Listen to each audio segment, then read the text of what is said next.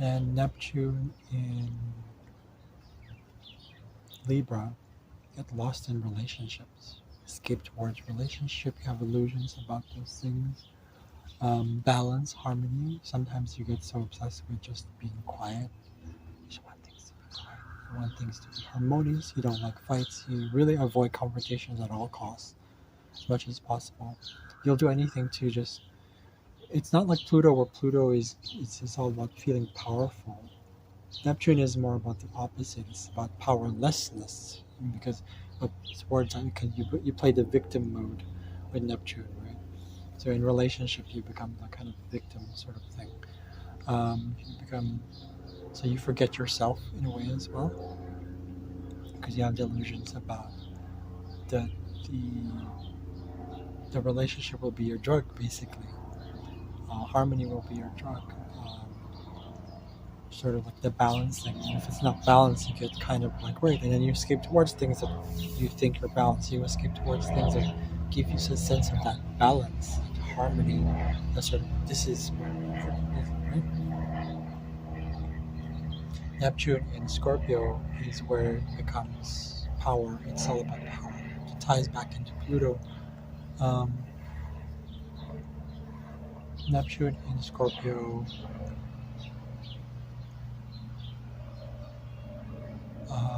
would probably get lost in the delusions of not only power and control, but the occult.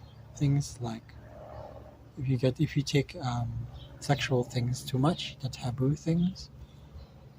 I would say probably people who get into like tattoos, overdoing tattoos, overdoing cult things like fetish, that becomes a drug. Porn, right? Um, anything really Scorpio related. Risk taking becomes an obsession too. Right? It's similar to, in a way, it's kind of like Aries, but Aries is risk taker, but it's not necessarily like deep, because it's not that emotional compared to Scorpio. So if you have a negative placement with Scorpio, with the Neptune and Scorpio with something else, let's say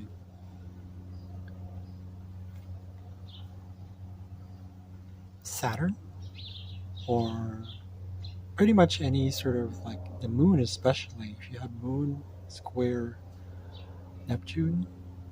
So let's say moon in Leo square Neptune in Scorpio. Oh yeah, that gets you into like the kind of sexual stuff, because you start to get more into like you want to feel home in romantic relationships, but you sexualize it way too much, and it becomes this thing where you're just like, I want to have sex, I don't want this my relationship. So I don't know. It just, I think people with that placement get into something like porn. I'm not saying porn is bad necessarily. It's, nothing is negative or positive. Is what we perceive it as, but it can, the moment it becomes, because it's all ego. Life is in learning about how to process the ego and how to work with the body itself, the physical form in this form, with the formless or higher self, the deep eye, that connection, right? So Neptune can lead you towards that too if you wake up. But if you're stuck in that illusion, you think that that's all there. Then yeah. So and then Neptune in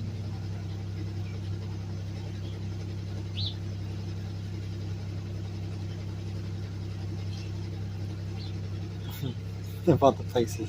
This is a very central place where I live, where it's a lot of things going on in this area. It's also the city that I'm. It's the Sun Virgo, the city I'm in, Sun Virgo. They obsess. They get really into work, perfection. They're trying to. I don't know. Which is ironic because I think they try so hard. Sun in like this kind of ties into the Neptune thing. Sun in like, for example, with Netherlands, the reason why it's so beautiful is because they have Pluto Sun there, and it's Pisces. So they learn how to let go and work with timing of nature. It's kind of like part of the culture. So anyways, we're not going to get into that. So Neptune, Sagittarius, I have this placement. I have it in my 5th house. So what that is Neptune in Sagittarius gets lost in optimism, gets lost in ideals of higher learning. That you got kind of like just going out there and just venturing out and doing things for the sake of like, just like it becomes aimless basically, right?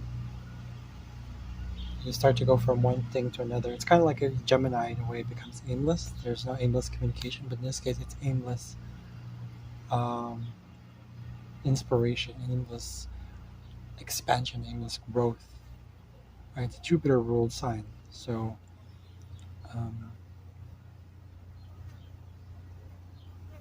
Neptune in Sagittarius also probably gets lost in exaggeration. The emotions become, it's just way too much. It's like, oof, it's just really out there. And it's exaggerated for sure because of the Sagittarian thing. So illusions become exaggerated. You think that something is what it is and when it's not. Or the opposite, of course, like I said. It could go the other way. And then you have Neptune in Capricorn. When you have Neptune in Capricorn, it is basically about success and achievements and just accomplishing things, wanting to make sure your reputation also becomes a part of it, your ego also becomes a part of it. Or you start to get deluded, and you can get deluded, or you might think you're not, worth something, that you're not what you want to show the world, how you view your reputation, and how you kind of solidify life itself. It becomes sort of like, it's not solid enough. It's not here. I don't feel done. And Saturn wants to feel done. Saturn wants to. And so Capricorn people, like, they love to feel. They love to feel done. They love to feel a sense of like, I have to succeed in life. Life itself is a success. Life is it's not about work itself for sure, but yeah, it's like it's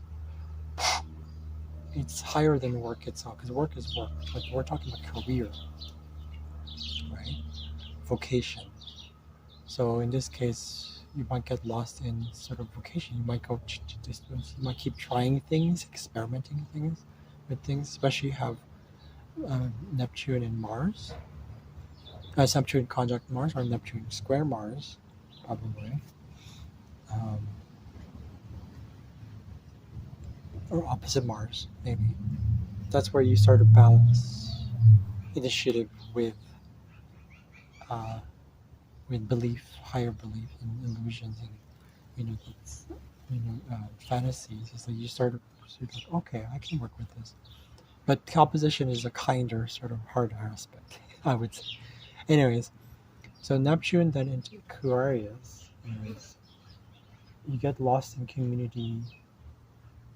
So it's kind of like Virgo, where it's all about altruism, but in this case, it's higher altruism. It's like, it's really going into probably like you get into really sci-fi stuff, and also weird stuff, like really weird stuff. And even that's similar to Scorpio, where you have that kind of stuff, but it's like higher purpose. It's like direction, social communities, the society itself, your friends. You kind of like to hang out with friends a lot.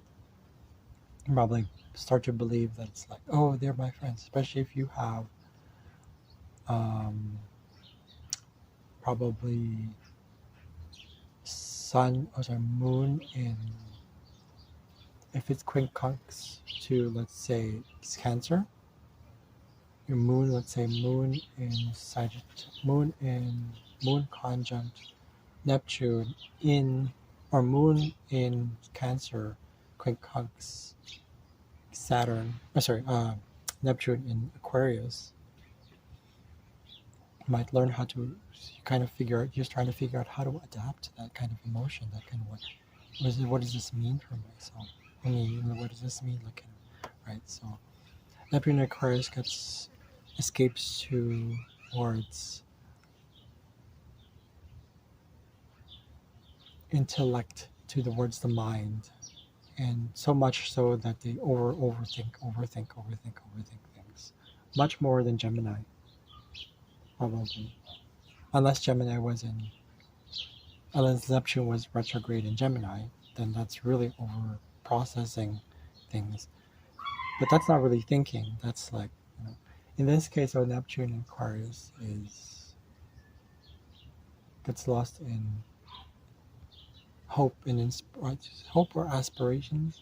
Gets lost in like, what do you think each thing ought to be? There's a certain stubbornness that comes about as well, because and change becomes kind of frequent. You get used to like, I want new things, I want new things, I want new things. It's almost like Aries as well.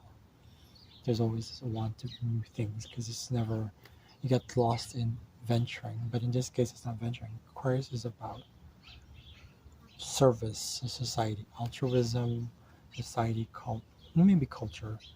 It's a social aspect, a sort of a service in a way that's similar to Virgo and Aries, but also weird.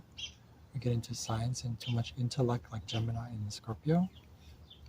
Now Neptune, when it goes into Pisces, it's right at home for sure. It wasn't home. That's right. So it's a home in Pisces, so it knows how to deal with that stuff. It knows how to work with the fantasies. People with this placement are very highly imaginative and intuitive, and they have this potential to work as not only magicians, but like an higher influence to work with what we escape towards, why we do it.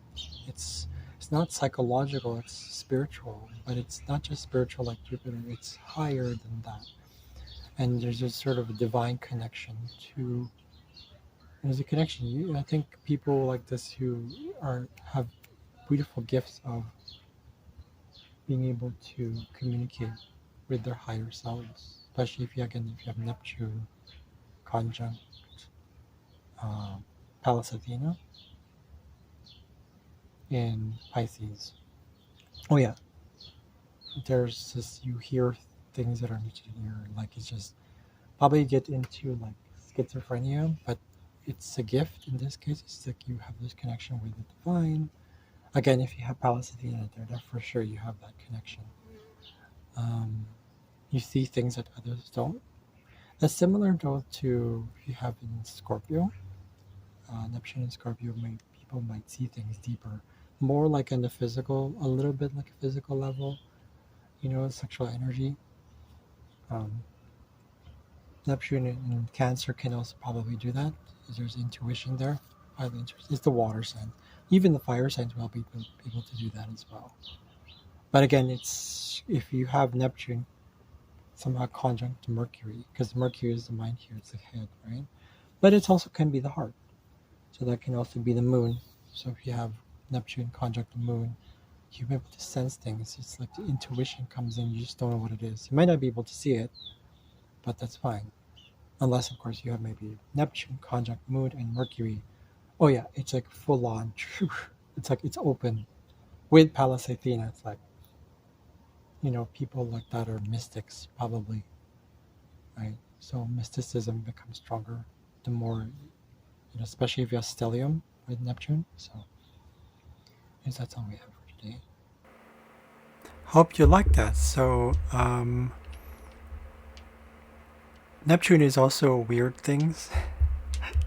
Comments down below, whatever placement you have and where your Neptune is.